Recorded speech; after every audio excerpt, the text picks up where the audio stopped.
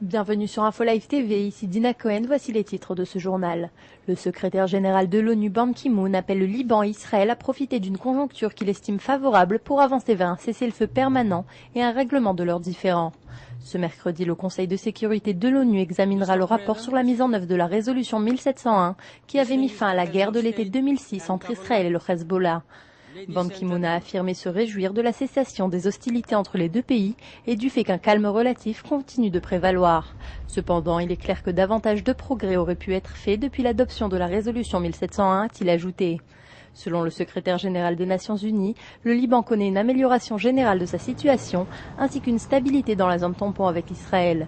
Ces perspectives régionales encourageantes créent un environnement dont Israël et le Liban doivent profiter pour faire des avancées vers un cessez-le-feu permanent et une solution à long terme, affirme le chef de l'ONU.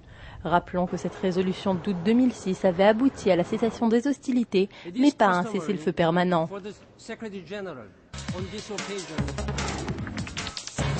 Noam Shalit, le père du soldat captif Gilad Shalit, a affirmé mardi lors de la conférence de Sderot pour la société que le gouvernement d'Ehud Olmert avait échoué car il n'a pas réussi à libérer son fils et à le ramener à la maison. Gilad est détenu par le Hamas dans un trou obscur et isolé depuis déjà 900 jours et nuits, durant lesquels il n'a pas vu la lumière.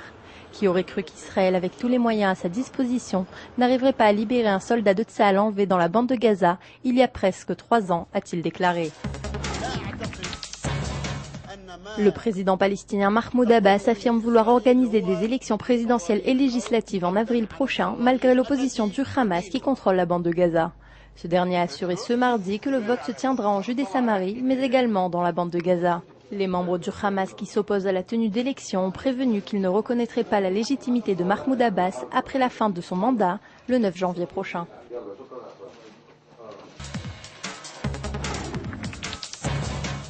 Une fois de plus, Israël a fermé ses points de passage commerciaux avec la bande de Gaza après des attaques de roquettes Qassam sur les localités israéliennes des environs ce lundi soir. Une journée plus tôt, Israël avait rouvert ses frontières avec Gaza pour autoriser les livraisons de carburant et le passage de matériel humanitaire.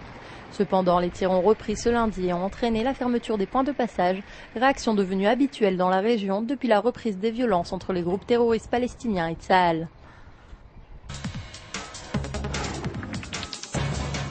Lors de sa rencontre avec le président israélien Shimon Peres ce mardi, le chef d'État italien Giorgio Napolitano s'est exprimé sur le sujet iranien. Il a affirmé que l'Italie est consciente de la menace que représente l'Iran et se tient aux côtés d'Israël. Selon lui, l'Italie et l'Europe doivent comprendre que l'Iran représente une menace concrète pour elle et pas seulement pour Israël et les pays du Proche-Orient. Il a ajouté que le président iranien Mahmoud Ahmadinejad est un dirigeant qui nie la Shoah et ne cache pas son intention d'anéantir Israël. C'est la fin de ce journal. Merci de l'avoir suivi sur Info Live TV, la première télévision israélienne qui diffuse en 4 langues depuis Jérusalem.